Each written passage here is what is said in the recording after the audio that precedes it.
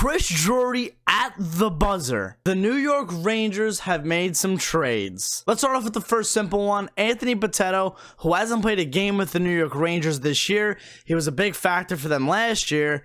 Gets shipped off to San Jose in exchange for defenseman Nick Merkley. Couple AHL guys swap. I don't think Nick Merkley is going to play in the NHL this season for the Rangers. And now we can move on to the big ones. It's reported, not confirmed right now, that Tyler Motte is getting traded to the New York Rangers in exchange for a 4th round draft pick. If that's the case and that's all they gave up, that is a huge, huge deal. Tyler Motte can play both sides of the puck very well. He can kill penalties, and he can fit in the bottom 6 for the New York Rangers. His career high in points is 16. He's currently at 15. He's more of a defensive player, but now it's going to make that bottom 6 even deeper. And now the deal was just announced, 4:32 p.m.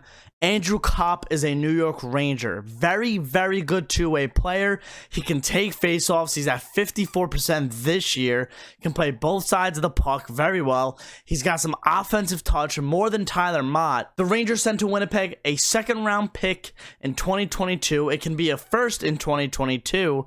If the New York Rangers make it to the Eastern Conference Finals and Andrew Copp has to play in at least 50% of New York's playoff games, and there's a conditional 2nd-round pick, it's either going to be St. Louis's own 2nd-round pick in 2022 or the New York Rangers' own 2nd-round pick in 2023.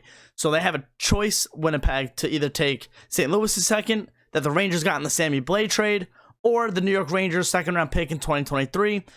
And Morgan Barron is also on his way to Winnipeg. But there was not a spot on the team for Morgan Barron. I like Morgan Barron. I know every single one of you guys liked Morgan Barron.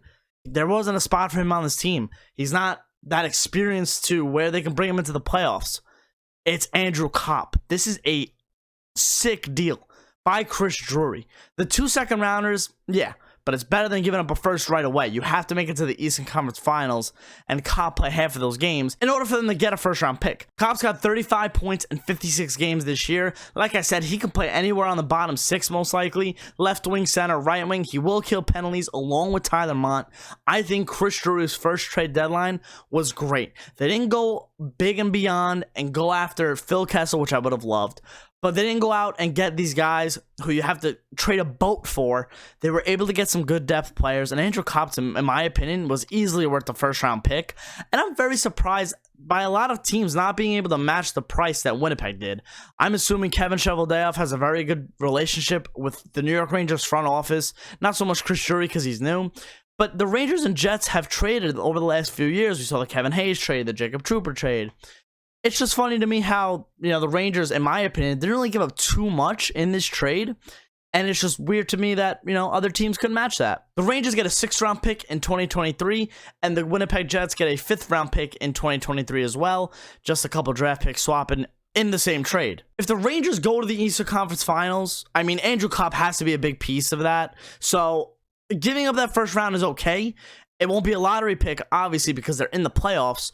So it's a risk, but I like the upside to it because if you get rid of that 1st round, hey, you're in the Eastern Conference Finals.